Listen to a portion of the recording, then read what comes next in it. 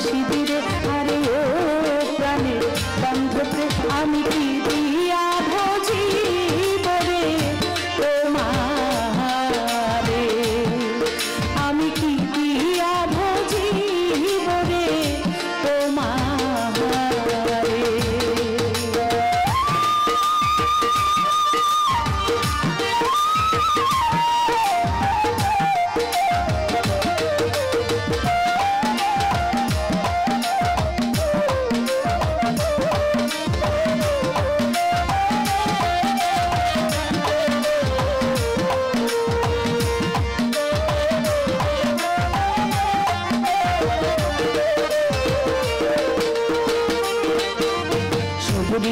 কলা দিয়া যে মুর্শিদ ভজিব তোমারে আমি ভজিব তোমারে সবরি কলা দিয়া যে মুর্শিদ ভজিব তোমারে দয়াল ভজিব তোমারে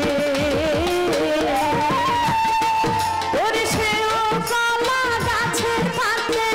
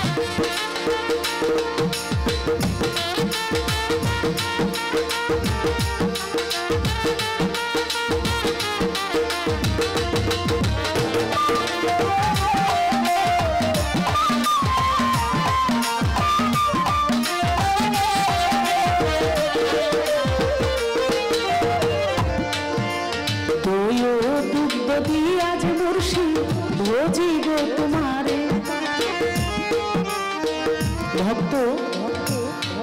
জানে যে গুরুকে ভজন করতে হলে মুর্শিদকে ভজন করতে হলে স্রষ্টার দর্শন পেতে হলে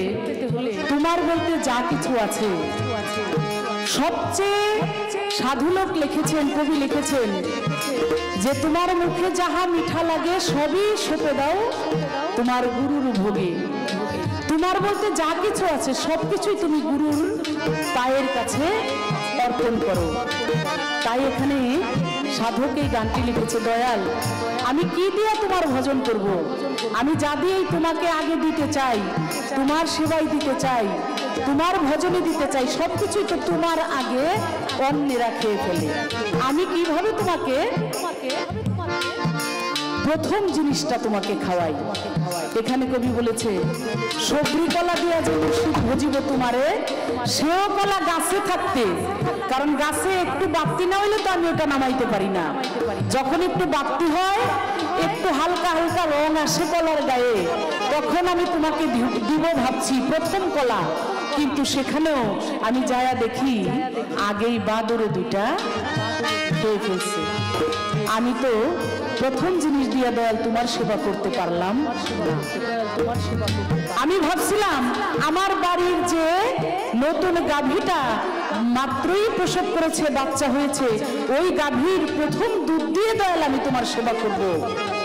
কিন্তু গাভীর দুধই আসলো না যতক্ষণ পর্যন্ত তার বাছুর যায় ওটার মধ্যে মুখ না লাগাইলো বাছুর যখন যায় একটু খাইলো আমি ওকে খাওয়াই খাওয়াই আর একটু পানাই তখনই দুধ আসে আর সেই দুধ দিয়েই তো আমি তোমার সেবা করব তাহলে তো আমি প্রথমটা তোমাকে দিতে পারলাম না তাই বলতেছে ওই দুধ দিয়া যে মুর্শিদ ভজিব তোমারে আমি ভজিব তোমারে ওই দুধ দিয়া যে মুর্শিদ ভজিব তোমারে আমি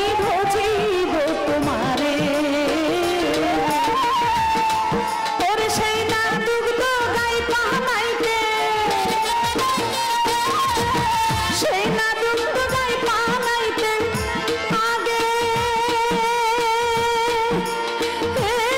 খাই বাছুরে রে আমি কি দিয়া ভজি বলে তোমারে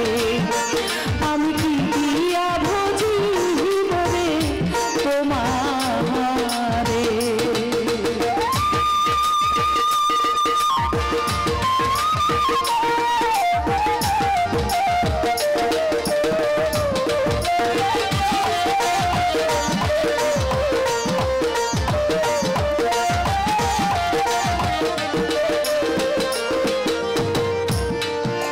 চাকেরি মধু দিয়া যে মুর্শি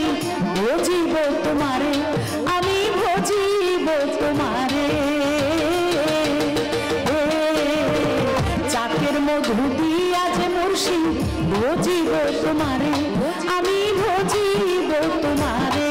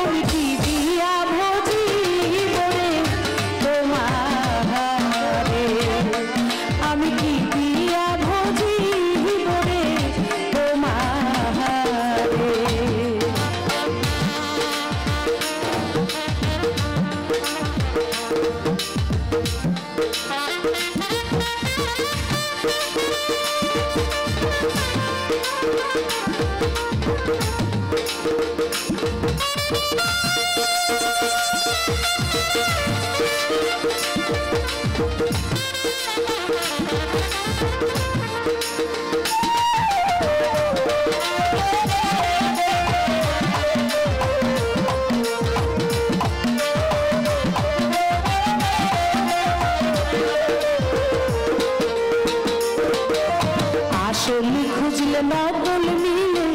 এই ভব সংসারে দয়াল এই ভব সংসারে আসল খুঁজলে নকল মিলে এই ভব সংসারে মুর্শিদ এই ভব সংসারে